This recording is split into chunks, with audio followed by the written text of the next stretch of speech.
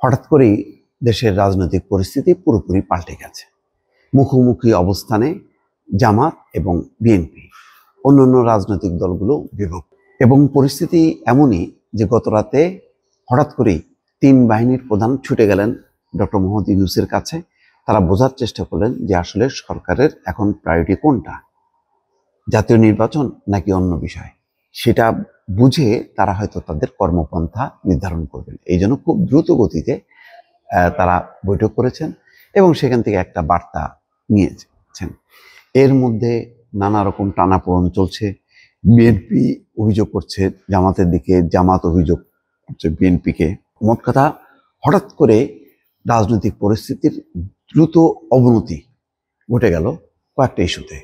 একটা হচ্ছে জুলাই সনদ বাস্তবায়ন প্রক্রিয়া, গণভোট নিয়ে। শুরু থেকে দেখেন, সম্ভবত যদি আমার ভিডিও আপনারা ফলো করে থাকেন, আমি বারবার বলছিলাম যে অন্তর্বর্তী সরকার এতগুলো ইস্যু নিয়ে তার চলা এটা কোনোভাবেই উচিত না। কারণ এই ম্যান্ডেট কিন্তু অন্তর্বর্তী সরকার বা তত্ত্বাবধায়ক সরকার তাদের থাকে না।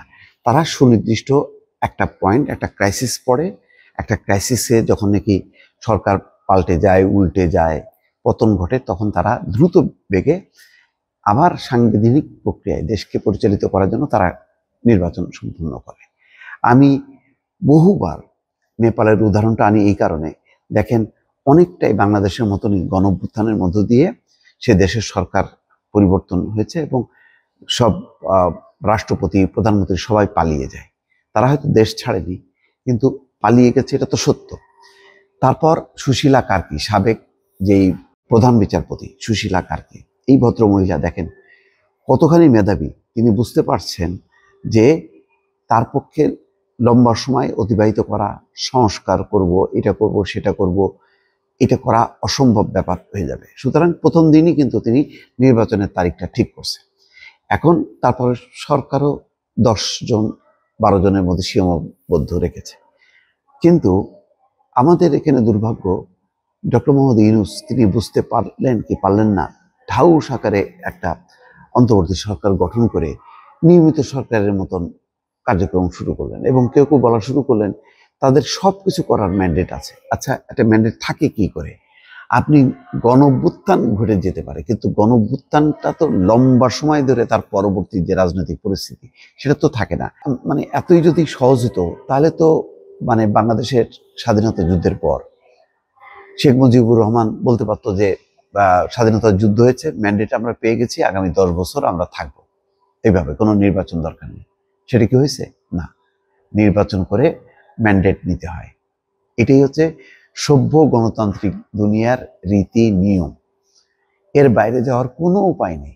আমরা হঠাৎ করে বাইরে চলে গেলাম, বাইরে যাওয়াতে অনেকগুলো ক্ষমতার কেন্দ্র তৈরি হয়ে গেল, সবাই ক্ষমতা এনজয় করতে শুরু করলো। তখন মনে হলো যে আরে নির্বাচন দিলেই তো মুখ দল চলে আসবে, সুতরাং নির্বাচন দরকার নেই। এর মধ্যে চলে আসলো জুলাই সনদ। আচ্ছা, জুলাই সনদ নাকি গণঅভ্যুত্থানের আকাঙ্ক্ষা। কিসের গণঅভ্যুত্থানের আকাঙ্ক্ষা?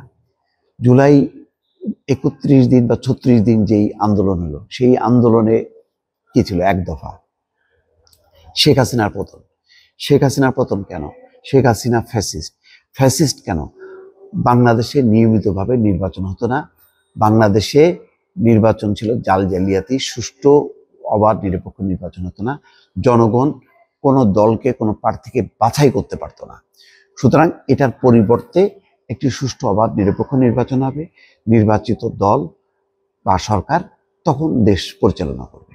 এই আকাঙ্ক্ষার বাইরে এই বাংলাদেশের মানুষ কেউ বলতে পারবে যে জুলাই সনদের এই 84টা পয়েন্ট নিয়ে তারা খুব চিন্তিত ছিল, ভাবছিল? হ্যাঁ, বলতে পারেন যে সংস্কার তো করবে না। সংস্কার করবে না, কোন সংস্কারগুলো লাগবে এটা কে নির্ধারণ করবে? কার ম্যান্ডেট আছে? ডক্টর মোহাম্মদ ইউনূস আর রাজনৈতিক দলগুলো? আপামর মানুষের? ধরেন আমি যদি মনে করি যে এই 84টা কেন, এই 84টার মধ্যে তো আমি অর্ধেক মানি না, আমার কাছে আরো 20টা আছে, তাহলে সেটা কেন অ্যাকোমোডেট হবে না? বহু গ্রুপ দাবি করতে পারে, 30টা রাজনৈতিক দল, কারো কারো নিবন্ধনও নেই, তারাও বলতেছে যে এটা জনগণের দাবি, এটার জন্যই 15 বছর আন্দোলন করছে শেখ হাসিনার বিরুদ্ধে। আসলে কি তাই? কেউ কি জানে? জানে একটাই, নির্বাচন। নির্বাচন না দিয়ে হাসিনা সরকার অনির্বাচিতভাবে দেশ চালাচ্ছিল, জনগণের কোনো ভোটিং রাইট ছিল না। সুতরাং এটাই শেখ হাসিনা কি করলো? শেখ হাসিনা ক্ষমতায় এসেই শাসন ব্যবস্থার নানান পরিবর্তন হয়। এটা করলো, তত্ত্বাবধায়ক সরকার বাতিল করে দিল। তো নতুন যে সরকার আসবে সেই সরকার এসে তত্ত্বাবধায়ক সরকার পুনঃস্থাপন করবে, অন্যান্য সংস্কার কাজ করবে। এর বাইরে অন্য কারোর কি সেটি করার ম্যান্ডেট আছে? কেউ দিয়েছে? কোন ক্ষমতা বলে? ধরেন ঐকমত্য কমিশন যে তারা সংস্কার প্রস্তাব দিল, তাদের ম্যান্ডেট কি? তারা কোন নির্বাচিত সরকারের পক্ষ থেকে এই কমিশন গঠন করে তারা এই কাজটা করলো? কত অর্থ ব্যয়, কত বৈঠক, এবং ফলাফল অশ্বডম্ব। এখন বরং ঐকমত্য কমিশনের বৈঠকে যতদিন চলতেছিল ভালোই ছিল, এখন ঐকমত্য কমিশন শেষ, রাজনৈতিক দলগুলো লেগে গেল। কথা হলো যে এই যে জটটা পাকানো, এটা কি দরকার ছিল? আজকে যদি প্রথম দিনই 5ই আগস্ট যখন নাকি সরকার পড়ে গেল, শেখ হাসিনা সরকার বা পতন হলো, তখন মানে অন্তর্বর্তীকালীন একটা সুপ্রিম কোর্টের রেফারেন্স নিয়ে ডক্টর মোহাম্মদ ইউনূস ক্ষমতায় আসলেন। তো ওই ডক্টর মোহাম্মদ ইউনূস যদি এসেই বলতেন যে আমি তাড়াতাড়ি একটা নির্বাচন দিয়ে দিচ্ছি, সবাই মিলে আসেন একটা নির্বাচন করি, নির্বাচন করার পর আপনারা বিগত আমলের অভিজ্ঞতার আলোকে, যেই ফ্যাসিজম ছিল তার আলোকে আপনারা একটা ভালো শাসন কাঠামো দেন। নির্বাচিত সরকারের ওর কেন আস্থাটা থাকলো না? কারণ দিন শেষে আপনি 5 বছর যদি এইভাবে দানাই পানাই করে কাটান, কিন্তু শেষ মানে পর্যন্ত তো আপনাকে যাইতেই হবে। আপনাকে তো শেষ পর্যন্ত ওই নির্বাচিত সরকারের কাছে যাইতে হবে। নির্বাচিত সরকারই তো দেশ পরিচালনা করবে। কিন্তু ক্ষতিটা হলো কি, আপনি এই যে লম্বা সময়টা কাটালেন, লম্বা সময় কাটালেন, ঢাউস একটা ক্যাবিনেট করলেন, এবং সেই সমস্ত এরা উপদেষ্টারা চলে যাচ্ছে, ব্রাজিলে যাচ্ছে, মানে কি বলে সাউথ আফ্রিকা, আমেরিকার বিভিন্ন দেশে যাচ্ছে, মনে হচ্ছে না একটা নিয়মিত সরকার। এগুলো তো দরকার ছিল না। এই অর্থ অপচয় করে শতাধিক ব্যক্তি নিয়ে নিউ ইয়র্ক সফরে যাওয়ার দরকার ছিল না। কি হলো? 3 দলকে নিয়ে যে গেলেন, 9 দিন থাকলেন, তাতে কি ঐকমত্য হলো? বরং ওই 3 দলের মধ্যেই তো ভেজাল বেঁধে বসে আছে। এই যে এক ধরনের অবিবেচনা প্রসূত, কারণ প্রত্যেকেরই ক্ষমতার আকাঙ্ক্ষা আছে। গত 1-1.5 বছরে অনেকগুলো ক্ষমতার কেন্দ্র গড়ে উঠছে, কারণ নির্বাচিত সরকার না থাকার কারণে। এবং এই ক্ষমতার কেন্দ্রগুলো এখন পরস্পরের বিরুদ্ধে লড়ছে, অলিখিতভাবে কিন্তু লড়াই চলতেছে। কেউ বলে এ আমার ডিসি আমার, ও বলে যে ওসি আমার, এই নিয়ে চলতেছে। এবং প্রশাসনও মজা পেয়ে গেছে আস্তে আস্তে, এর পতাকা তলে যাচ্ছে, ওর পতাকা তলে যাচ্ছে। এই যে একটা ক্যাওটিক কন্ডিশন, এই ক্যাওটিক কন্ডিশনের প্রেক্ষিতে আজকে 3 বাহিনীর প্রধান ছুটে আসতেছে ডক্টর ইউনূসের দরবারে যে কি হইতেছে, আমরা আর কতদিন রাস্তায় রাস্তায় এই ডিউটি করতে থাকবো? এটা তো চলবে না। দেখেন, দেশকে একটা সংকটের জায়গায় মানে নিয়ে যাওয়া হয়েছে। এটা কি বোকামির ফল নাকি ইচ্ছাকৃতভাবে? আর এই লম্বা সময়ের কারণে মানুষ এখন মনে করতেছে দূর, ওই শেখ হাসিনাই ভালো ছিল, তার শাসনই ঠিক ছিল। শেখ হাসিনা এখন বিবৃতি দিচ্ছে। এখন দেখেন সোশ্যাল মিডিয়াতে আওয়ামী লীগ সম্পর্কিত আপনি একটা কোনো পোস্ট দেন, তার ভিউ বাড়ছে, কারণ ওই যে আগ্রহটা। আর আগে কি হতো? আগে উল্টো হতো, আপনি আওয়ামী লীগের বিরুদ্ধে বলতেছেন, আপনার ভিউ বাড়তেছে। এখন আওয়ামী লীগের পক্ষে আপনি বলতেছেন, ভিউ বাড়তেছে। মানে বোঝা যায় তো, সোশ্যাল মিডিয়াতে আমরা যারা কাজ করি, তো বোঝা যায় তো পাবলিকের অ্যাটেনশনটা এখন কোন দিকে ডাইভার্ট হচ্ছে। এই যে ডাইভার্ট হয়ে যাচ্ছে, এটা তো বিপদ, এটা তো অনাকাঙ্ক্ষিত, এটা তো হওয়ার কথা ছিল না।